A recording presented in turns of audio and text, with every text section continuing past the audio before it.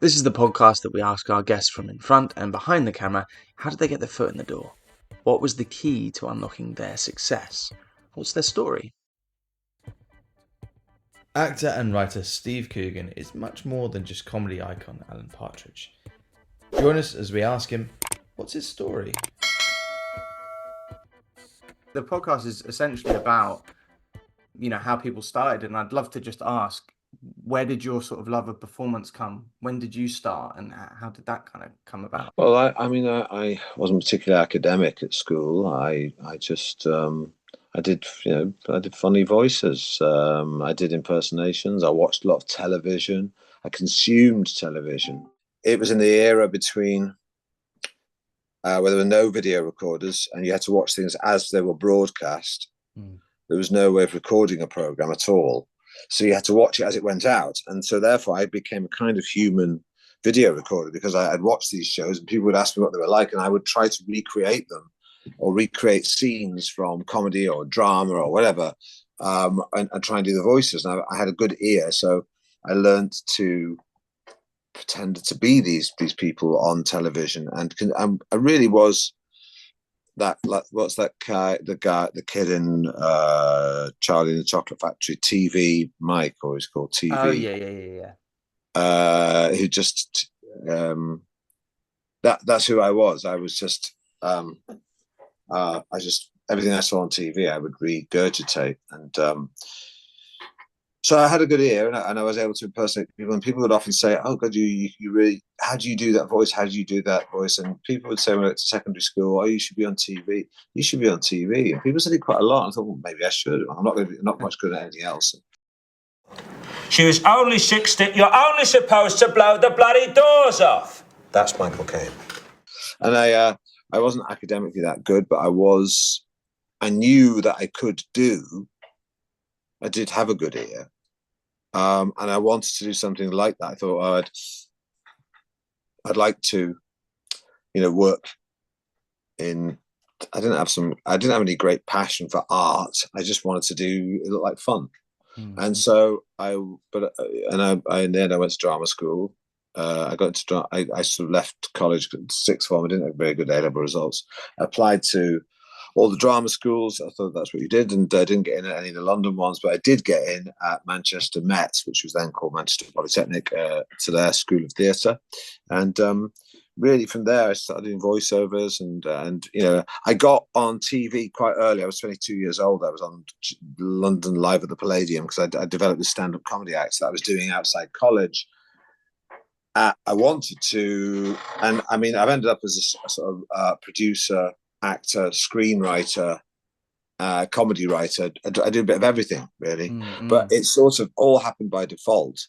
And because I went the strange, circuitous routes, because I was in comedy thinking, I'm getting work, but it's not really what I want. So once I got my foot in the door, I just edged sideways into where I really wanted to be. And where I am now today is what I wanted to be doing, really. I'm not that I have a great passion to write, but I only wrote because I had to write material for myself, because no one else was giving me any work. So I had to create my own work. Yeah, fair play. Yeah. Amazing. Yeah, no, that's that's the dream, isn't it, really? And yeah, it's congratulations, man, because you're writing some amazing things, and I really enjoy all the work you do. Now for a quick break. We'll be back to the episode shortly. If you enjoyed this episode and want to support us, get early access and exclusive content and episodes, click to join our YouTube channel and become a member now. Please leave us a positive rating. Add us on Instagram, Twitter, TikTok at Life in Film Pod. Essentially, please like and subscribe everything. It makes a huge difference. Thank you. Life in Film has partnered with Betterhelp to provide you with access to the largest online therapy service in the world. And it can all be done from the comfort of your own home, from a phone, tablet or laptop. No commute, cutting down travel costs, and most importantly, it's affordable. With over 1,000 therapists in the UK, Betterhelp can provide access to mental health professionals with a wide variety of expertise in mental health. If you need someone to talk to and you're thinking of giving therapy a go, Betterhelp is a great option. And being a listener of the podcast, you get 10% off. That's 10% off your first month at betterhelp.com/lifeinfilm. That's betterhelp.com/lifeinfilm. We are sponsored by movieposters.com. Are you a movie fan? I presume you are. Well, at movieposters.com, you can shop for all your favourite posters in one place. The #1 source for high-quality, authentic movie posters. From new releases to cult classics and 100% authentic originals. Thinking of having a browse?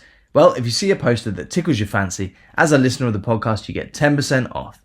That's 10% off with promo code LifeandFilm10. That's promo code LifeandFilm10. So why not give it a go?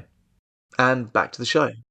It's the key thing that I did is collaborate. Is I've not done anything by myself. I collaborate with good, talented, creative people who are, who want to communicate and are artists.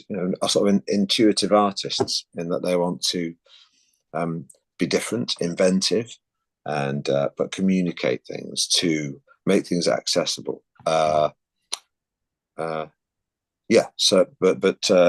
Finding smart people and forming bonds with them is why I've done as relatively well, is because I've got different relationships that are all fruitful and are all different, all bring something else at me. If you collaborate with someone, that will bring something different out in you. And so I'm always keen to do that. I love the communion of collaborating rather than just sitting on my own, tapping away. Yes. And some people are very good at that. I'm not. And this is a personal question for me, just to ask it. Like, obviously, your company, Baby Cow, and all the shows that they do. If someone to get a script across their desk, and this is personally for me now, this is nothing to do with the podcast, but to get a script across the desk and get it read, do you need to have a literary agent? Is that kind of, you need to I personally wouldn't read any unsolicited scripts, not because I've got anything against them. There might be something brilliant about it, but otherwise there's so many, I guess I wouldn't have any time to actually make the things I want to make. Plus I have trouble selling I've got like 4 or 5 things that I wrote years ago. I'm still trying to get off the ground, and people won't commission them. So I don't have any kind of open door anywhere. I have to go and try and justify why I want someone to buy something just as much as anyone else. Sometimes people think that because I've been around so long that I just walk in and go, I want to make this, and they go, yeah, kind of whatever you want, Steve. It just doesn't work like that. So I'm as preoccupied trying to get my own stuff off the ground. Someone comes along and goes, can you get this off the ground for me? I'm like, well, I can't do no one's making my own stuff. I mean, I would say that 30% of the stuff I write gets made. 30%. Wow, that's mind-blowing. So the idea that if I go, I really like your script, people go, we're off to the races. No, you're not, because I like my own scripts and they aren't being commissioned. That's a good point. But that's me personally. So basically, it's unsolicited, ain't going to get read, just because of filtration process. Because yes, there might be some genius out there, but there are other people there who will read stuff. But even then, it's got to have been represented by someone. Otherwise, when you run a company, you have to pay everyone's wages, and the only way you can pay people's wages is if shows are being made. And if they're made, then you get a budget, and then you can put the cost to the budget. So that ends up paying the wages of the people you employ. Otherwise, you're just spending money and hemorrhaging money. So you need to be creating content to pay people's wages. So that means that they have to be focused and not just reading things all the time, because that won't earn them a living or earn the company a living to be able to pay them a wage. So what you do is you have to filter. And the filter means that someone needs to be represented. They've got an agent who has a reputation. They go, will you read this? And someone else at the company will read it. And then if they think it's got, and then it's like, it's not just if you like something, can it be sold to it? Is that, what do we know about what's being commissioned? Who wants what, where there might be an opening. And that's all those strategies are being applied to the stuff that we generate in-house. However, that's not to say if something's is properly represented, and is written and is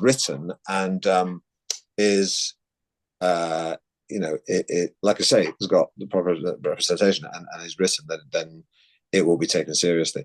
But it's that's all. It just has to be properly represented. And someone's presented and say, this is what it is.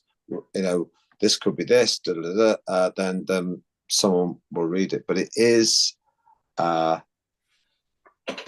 mean, it has to have, and then if it's something you go, wow, this is really good, then that's a good starting point. But if it's like, this is half a good idea, or the one thing that we won't do is like,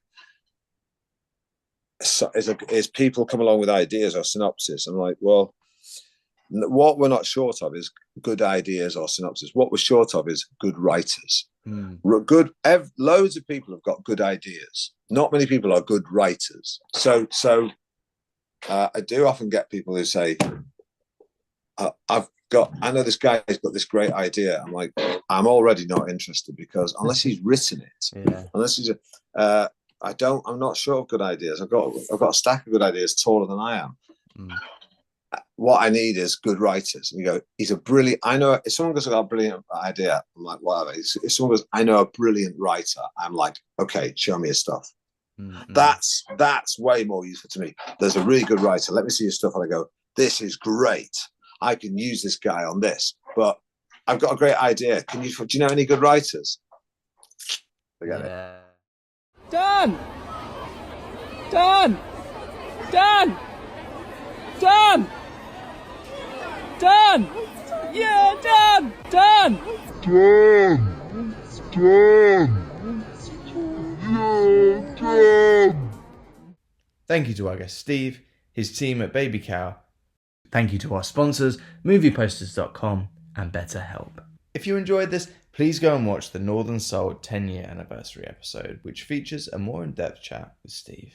It's an